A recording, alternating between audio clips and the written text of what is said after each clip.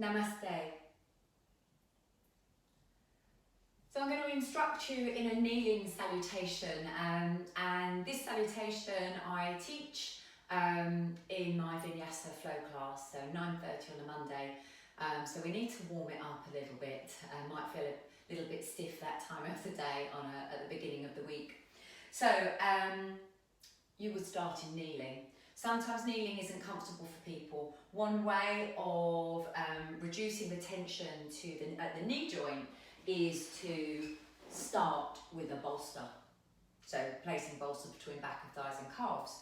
Also, you might want padding under the knees. Just remembering that if you've got a thick padding, then you've got less stability. So your body is moved further away from the earth. And in yoga and in life, actually, you know, grounding to the earth is key. Okay, so they're the props that you might want. So we start kneeling. So you've got the feet hip width apart, and you can sit on the tops of the feet. Actually, another thing, if you're sitting on the tops of the feet and the ankles are unhappy with this is where you need your blanket, and this is quite a thick blanket actually, so I do it a long roll, and you would place a roll under the front of the ankles, and again it decreases the angle at the front of the ankles. So you can either be on tops of feet kneeling, or you can tuck toes under to stretch the soles of the feet to bring flexibility into the toes. And again, my legs are hip width apart. Now, for me, I can feel that my weight is more onto the little toe joints, and I actually want to stimulate the big toe hinge. So I think about inner ankles moving towards one another, and I can feel the weight transfer onto the big toe joints. So I'm going to move so that I can face you. The first round that we are going to do together, I'm going to just do a little bit slower so that I can talk you through some of the modifications in the flow. I typically teach movements with an in for 4, out for 4 count, and you can breathe in Ujjayi pranayama if you know that breath practice. So settling, checking that the pelvis is in neutral and the shoulders are back and down and the back of the neck is nice and long. We lead with an inhalation, and you tuck the pubic bone under, and you'll feel the bottom squeeze, because you've got to lift the bottom from the heels. It's pretty tricky, and it's trickier still if you keep shoulders above hips. The arms are going to float up, so that even adds more weight. And you lift the heart up. So we're going to just take a couple of breaths here. You need to keep the pubic bone tucked, and you need some tone through pelvic floor. The breath is 3-dimensional, so you feel it moving in the rib cage, so behind breastbone, underneath the collarbones, but into the side body, so right up into the armpit, side of rib cage, and then into the back. I especially like to focus the breath to the space in between the shoulder blades. So there's that full 3-dimensional breath.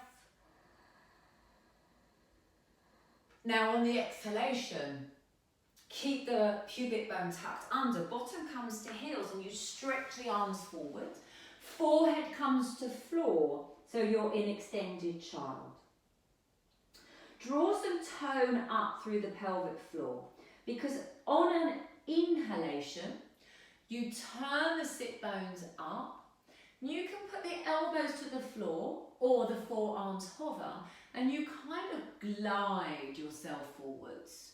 High tone through pelvic floor, weight to big toe hinge, and the legs lengthen and the throat is open. And then on the exhalation, ground through feet, knees, hands, tuck pubic bone under, back rounds, chin to chest. On an inhalation, turn the sit bones up, tone runs up through pelvic floor, drop knees, chest, chin to floor. Don't collapse onto the earth. On an exhalation, press up, Knees lift and push back into dog down. Keep the backs of the knees soft and slide the shoulder blades down the back. Welcome an inhalation. Knees, chest, chin. So your spine is in extension. Exhale, push the earth away. Tuck the pubic bone under. Chin to chest, you come to a flexed spine. Breathing in, turn sit bones up towards the ceiling. Breastbone moves forwards. And you open the throat. Exhaling, bottom to heels. Back to extended child.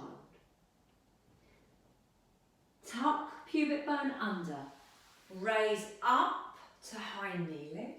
Take that breath, full three-dimensional breath. And the exhale, keep the bottom nice and tight, pubic bone tucking strongly under, high tone running through pelvic floor as you release bottom to heels.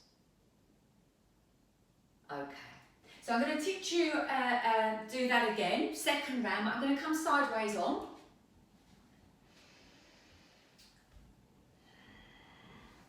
So I'm going to tuck through the toes, think about my big toe hinge, spine nice and long, shoulders back and down, back and the neck long. And I'm going to do this with a in for 4, out for 4 rhythm. So breathing in, breathing out, extended child. Breathing in, turn sit bones up, hovering forwards.